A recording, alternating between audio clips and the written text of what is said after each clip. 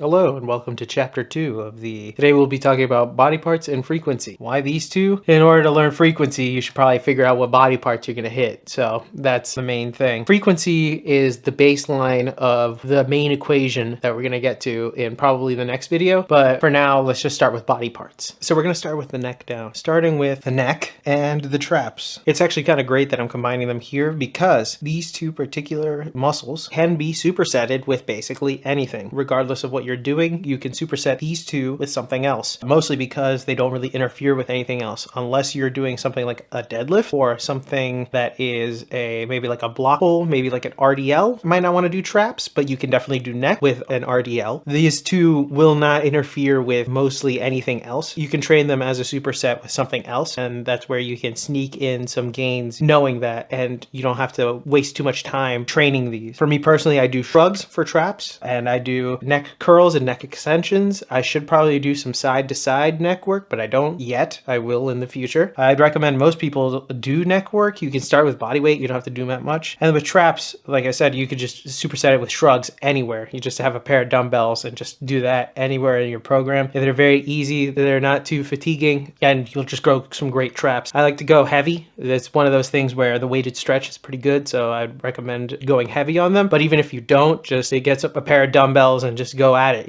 It doesn't necessarily matter, but as long as you work on them directly, that's really what counts. So I'd recommend these two. These are two of what I'll call superset city muscles. And do not forget to train your neck. That is one of the 3 forgotten muscles. I've talked about that in a different video, so next let's move on to the torso. So up next is the chest and the abs. So for chest, that is the big mover muscle that most people like to train, particularly using bench. People love having big chests. I'm a 50-50. I like it, but I'm not training it right now. It is not a priority. I will get to that later. But basically, chest is something you can hit it in 3 different angles to get the upper, middle, and lower chest growing. Personally, I only hit it twice a week, pec flies and dips, but that is because I am focusing my frequency on my back instead of my chest. So we'll talk about that in a bit. But your chest is generally, depending on who you are personally, and you'll find out, you don't necessarily need much to grow the chest, but you can also, it is definitely a muscle that can a lot more punishment. It can take your chest can take a lot more just because it's slightly bigger than, let's say, your arm muscles, but it's still not the biggest muscle that you have. So that goes to the legs. But when you're hitting your chest, some people love to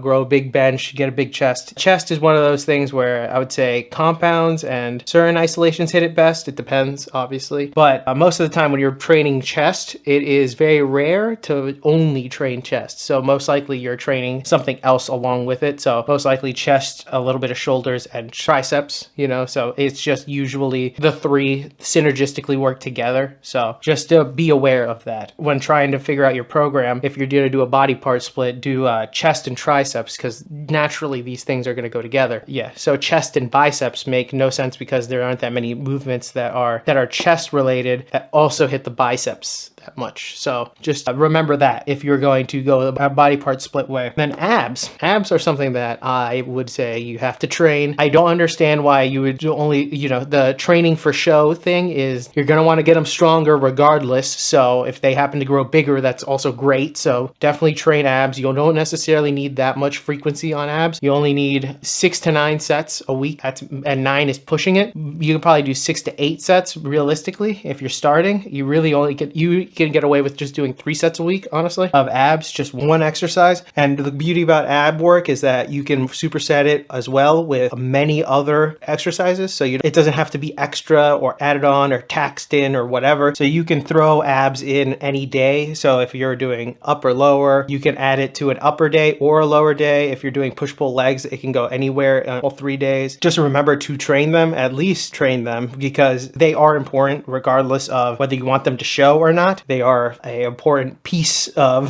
the lifting pie because they stabilize your lower back and also just stabilize you in general. So just be aware of that. And then now we're going to move on to the arms. Here is the arms. When I consider arms, I consider all the way from the top of the shoulder all the way down. Let's start from the top here. So delts, we have the front delt, the side delt, and the rear delt. When it comes to the rear delt, I consider that more back work than something like arm work, although so they are something that you have to hit directly, so do not forget them. We'll talk about them when we talk about the back. But front and side delt are relatively simple and easy to hit. Personally, I just do an overhead press and a cable lateral raise for my delts, and that's really all I do. I would like to do a little bit more, but I don't think I need more right now necessarily. But I recommend most people incorporate some type of overhead press because it is good for shoulder health and also just a very nice horse cocking weight around type of exercise. So it's kind of fun. And then speaking about overhead press, the triceps are something that is used in an overhead press. So triceps, you have to have at least 2 different direct exercises. Do not just rely on compounds for the triceps. If you're going to do a compound lift for the triceps and that is only going to work them, try a JM press. But besides that, if you're doing bench as your main,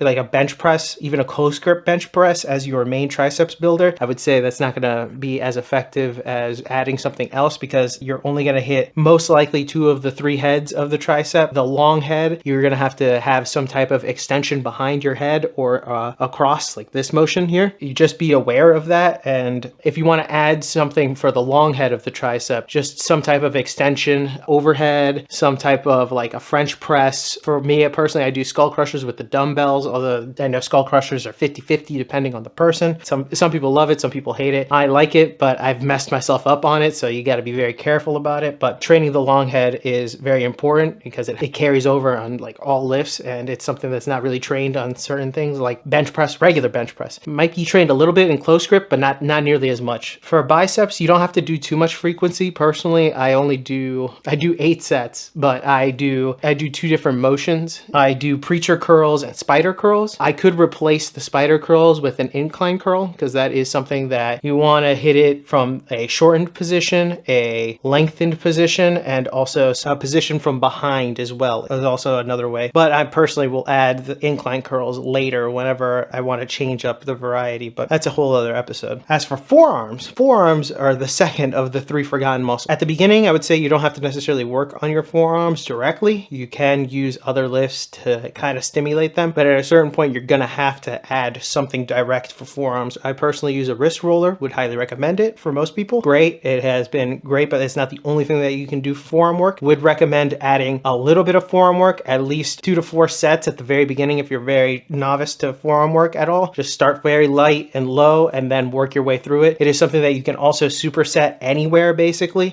It doesn't necessarily have to take up too much room in your program because you can just immediately do it after doing something else. You can also train it together with another forgotten muscle. So you could do a superset of forearms, neck, and calves. We'll get to calves later, but giant set at that point of all 3. And that'll take like 10 minutes from your workout because you can just go bam, bam, bam nonstop without really taking a break. But forearms are something that you have to train. Do not forget training them. They will come in handy for a lot of other lifts like pull-ups and grip in general when doing rows and things like that. There's nothing wrong with using straps, but if you use straps, you also want to do some direct forearm work. You can just be careful about where you do direct forearm work. I would say throw it in later in the routine because you want your forearms a little fresher earlier. But if you're using straps, that mitigates it. So technically you could do it wherever at that point. But if you're not using straps for, let's say, pull-ups or something, would recommend doing pull-ups then forearms. I'm an idiot and don't do that, but that's just because I'm not necessarily the smartest man in the universe. So honestly, that's just how it works out for me personally, like the flow of the gym. But I'd recommend most people do their pull-ups first and then work their forearms. Although I will say this, working out my forearms directly does not really interfere with my pull-ups that much. So don't be afraid of that either as well. If you happen to have to do forearms first,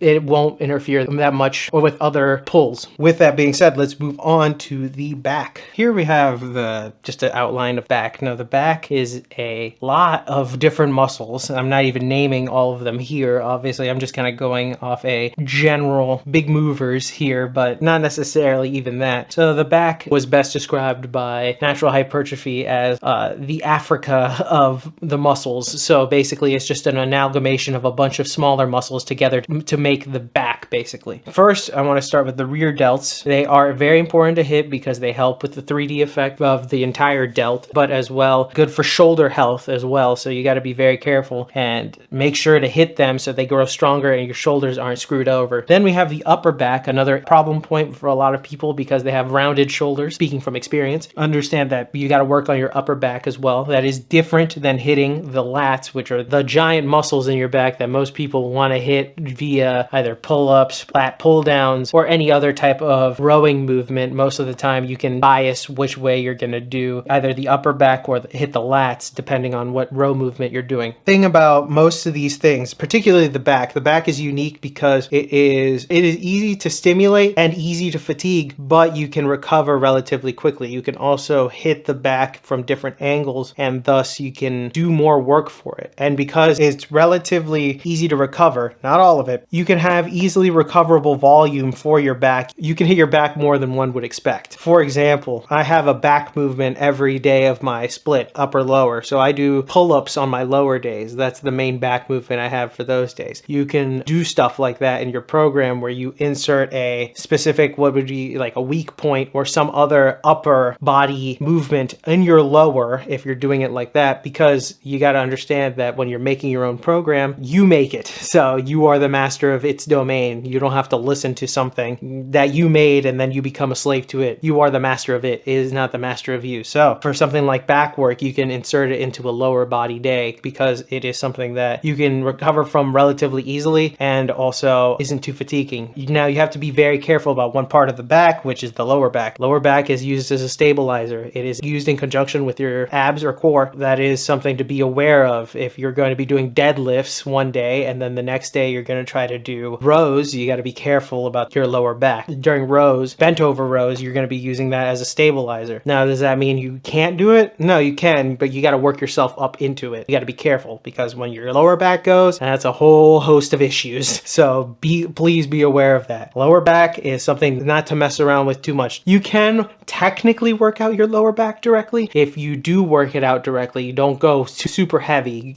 just try to do things that will stimulate muscle growth in the area, but don't go too crazy on it. No, don't start off with good mornings at 135 pounds. You know what I mean? Like you're starting good mornings with a bar or even body weight, just to get used to the motion, and then do the bar and then slowly work your way up, because you do not want to mess up your lower back doing something like that. But I'm not saying don't train it, because you do want to train it with something like hyperextensions. I know people, if you have access to reverse hyperextensions, that's a great machine to be able to work your lower back. And spinal erectors. Spinal erectors are just also the things that help you maintain your spinal rigidity. Would recommend training directly hitting those in some type of hyperextension way, but it's not necessary. Many of these other movements kind of hit them, so they're not necessarily, you have to directly work on them. I personally do because I have terrible erectors and because of years of hunched over terrible posture, so I've had to work on them directly using hyperextensions, including the lower back. I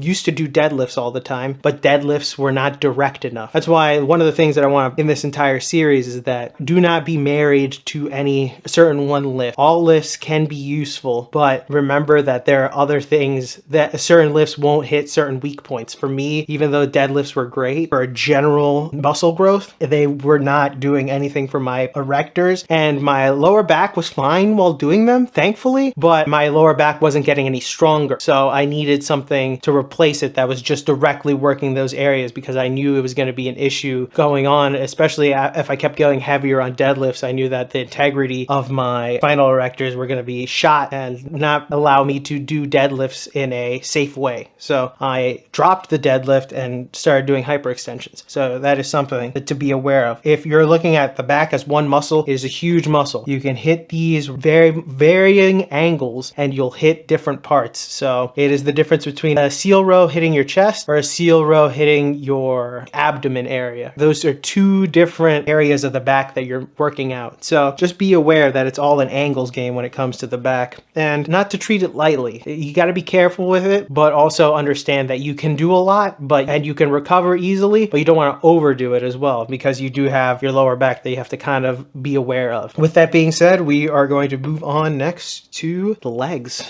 I apologize for my very rudimentary drawing of quads here. But the front side of your legs, the quads and the adductors, they are slightly different. We'll get to that in a moment, but your quads are some of the biggest muscles in your body, some of the strongest. I would recommend being careful with them because once they go, they will never feel the same. I've had multiple quad issues in my life, and because of that, my right knee, it will forever be not the same. So just be aware once, and this just goes generally, once you mess up a body part, it never feels the same. Never. It never does. So with quads, I would say be careful. Form is what matters mostly for quad. The amount of weight that you do does matter, obviously, because the more weight you do, the quads will grow. The more sets you do, the quads will grow, even though there's a certain point where it's realistic. But if you get form down, make sure you get form down for something like quads, because once your quads go, it's very hard to get them back, especially the knee integrity. So be careful about that. But if you work on form and you got that down, then growing your quads is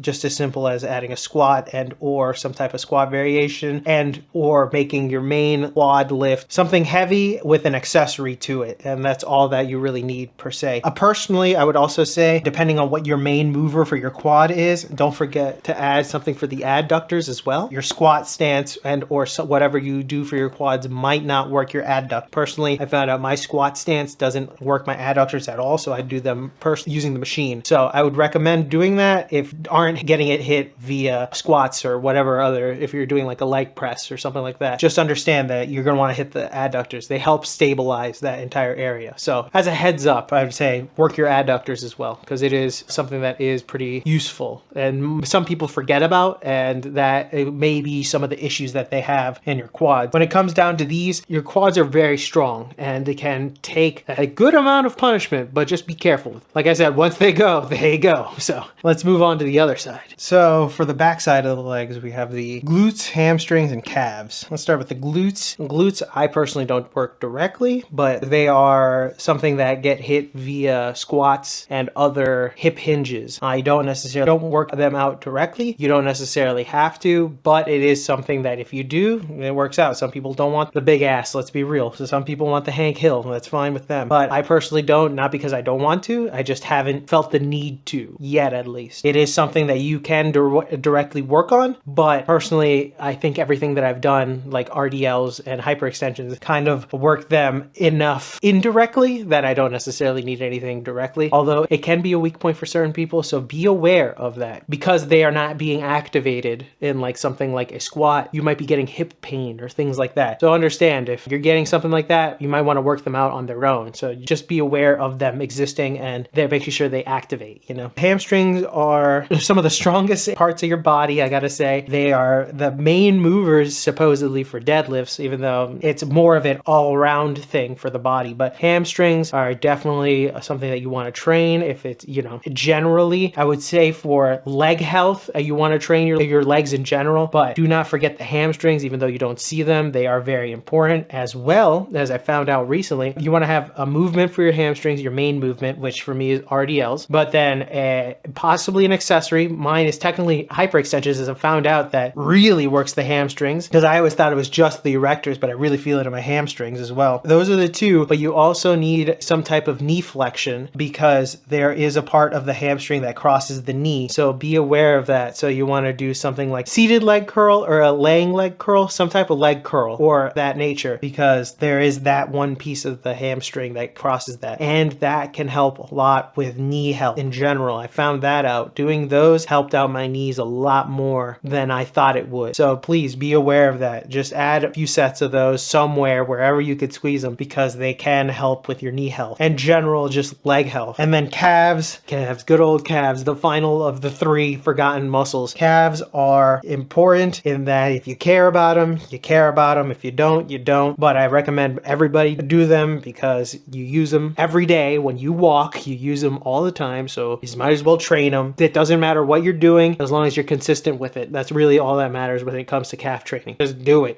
That's it. You can superset calves with literally anything else, maybe not squats, but that squats is the one exception to the calves rule. But squats are the only thing I would say, just don't superset it with anything else, because squats are usually some of the toughest things that you can do in the gym. So just be aware of that. But besides that, do your calf raises, do whatever type of calf work, but just make sure you do them. Okay. Just make sure you do your calf work and just be consistent with it. It might grow, it might take forever to grow, but it will eventually grow. And then at a certain point, you might reach a plateau. You might not. It all just depends. But just make sure you keep training them. It is, like I said, it's a forgotten muscle for a reason, because it is hard to get muscle on it, but it's still an important muscle. Like I said, you use it in everyday life. So just be aware of that. And you don't want to like undertrain them and then have issues with like your foot or your knees because you have weak calves, you know? So just always train them. With this finishing up the body, I believe that's all of it. We will get to frequency. All right. So when it comes down to it, with all the body parts that we just went over, it all comes down to the frequency in which you hit your body part. Now, in the previous episode, you figured out the backbone of whatever your program is going to be. So whatever split you can do because of how many days of the week you can work out, right? So now that you have the backbone and you know the body parts, it is now figuring out what you want to work on and then applying the frequency principles to those body parts. So for example, if you want general growth, you're going to want to stick to the lower end of the frequency range, only because you're going to need more time to put everything in, or also you don't necessarily need to train certain body parts in order to see growth in them, especially if you're a novice. But once you get into it later, you're going to need to directly work on them. And that is another key factor when it comes to frequency, is that you're going to have to choose whether or not you want to focus on a muscle or area, or just let it go and kind of let it just maintain its size while you work on something else. So for example, for me, I have sacrificed a lot of chest sets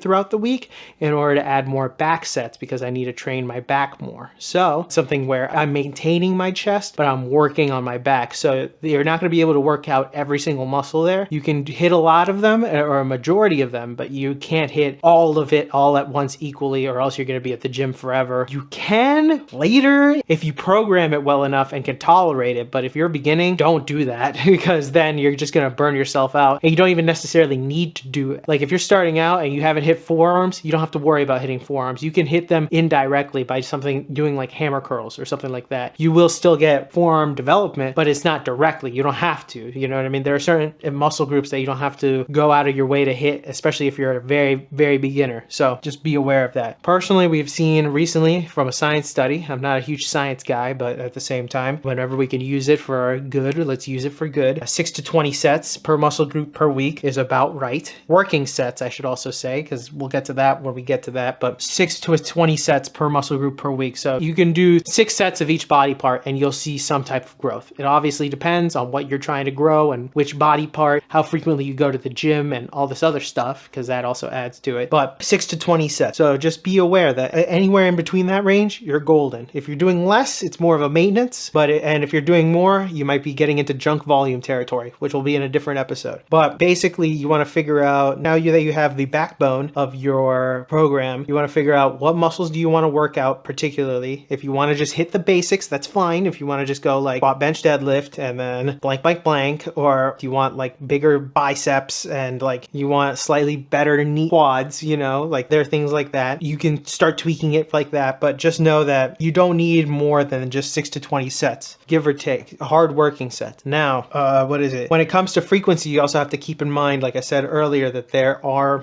exercises that will have crossovers. So compounds will have a crossover of, let's say, bench. Like I said earlier, bench will work the chest, the shoulders, and the triceps. So you have to be aware of that when you're factoring in frequency for something like that, because even though it isn't direct work for, let's say, the triceps, it is still fatiguing on the triceps and it is still work for the triceps. So you have to be very careful about the frequency that you do afterward. Or if you do some isolations, just be aware of it. Not necessarily that you have to cut it or just be like too cautious of it, because you don't have to necessarily worry about it since it's not a main mover per se, but just be aware of how much you're doing. So like if you're going to do like, if you're doing a chest and triceps day and then you do bench and then dips and then dumbbell flies and then you hit tricep tricep pull downs and then skull crushers, you're killing your triceps. You gotta pull it back a little bit, you know, because then you're reaching a junk volume territory very quickly. So you gotta be very aware of that. Basically, what I'm trying to say with this is that when it comes to sets, you want to just make sure that you want to balance out your program to focus on something. You can do general at the beginning, but eventually you're going to want to focus on whatever one part of your body that you want to grow, and then you want to maximize the amount of sets that you can recover from easily, as well as before you get into junk volume, and just focus on that. So like you're trying to grow your quads, let's just say quads, you want to just make sure you do your squats or press, and then you want to have a compound and then a variation of it, possibly the same day or another day. That's fine. And that's really it. For me personally, I really do 6 to 8 sets for quads. The hamstrings have a little bit more. I think I do 8 to 12 for the hamstrings. So it's just a little bit more, but that's just because I also do the knee bend part, because that's something you have to add to. Most of these things, there are certain muscles, I'll also say this, like the forearms and the neck, you don't necessarily even need to do 6 sets. You can get away with doing 6 sets for those muscle groups, and that's it. Like that, you're good. You don't have to do much. Abs are another one where you can stay at the lower end and you're good.